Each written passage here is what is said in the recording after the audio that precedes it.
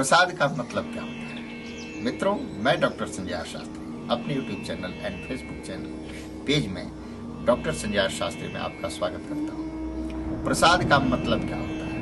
भगवान को जब हम प्रसाद भोग लगाते हैं उसका मतलब क्या है? ध्यान से समझिएगा। ऐसे सोचिए कि भगवान क्या उस प्रसाद का कोई परिवर्तन करते हैं? क्या उसमें कोई चेंजेस आता है? उसके रूप में, रंग में, आकार में कोई परिवर्तन आता है? तो बोले यस, आता है। कैसे आता है? ध्यान से सुनिएगा। ऐसे सोचिए कि आप अपने हाथ में 5 लड्डू लेकर के कहीं आप जा रहे हैं। रास्ते में आपका कोई परिचित का मिला और उसने पूछा कि आपने क्या लिया है? बोले लड्डू। किसके लड्डू हैं? ये मेरे लड्डू हैं। लेकिन संयोग से देखिए, अगर वही लड्डू आप मंदिर तक पहुंच गए और भगवान को, हनुमान जी के पास आपने ऑफर कर दिया, ऑफर करने के बाद प्रसाद लिया, उसमें से भगवान को एक ऑफर करके 4 लड्डू आप अपने पास लेके आ रहे हैं और रास्ते में वापस आ रहे हैं और संयोग से कोई व्यक्ति आपको मिल जाता है और उसने आपसे पूछा कि आपने क्या लिया है? बोले प्रसाद।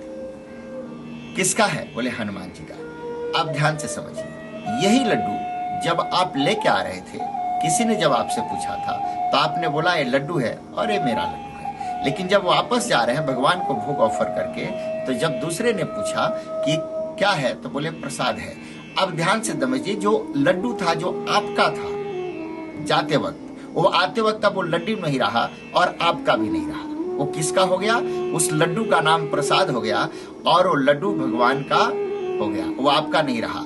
यानी कि भगवान को जब हम प्रसाद अर्पण करते हैं तो मैं, यानी कि मैं का अहंकार अपने आप समाप्त हो जाता है और उस प्रसाद का, उस लड्डू का नाम अपने आप बदल जाता है, प्रसाद बन जाता है और प्रसाद दुख को दूर करता है। इसलिए मित्रों, भगवान को भोग अवश्य लगाइए। नमस्कार।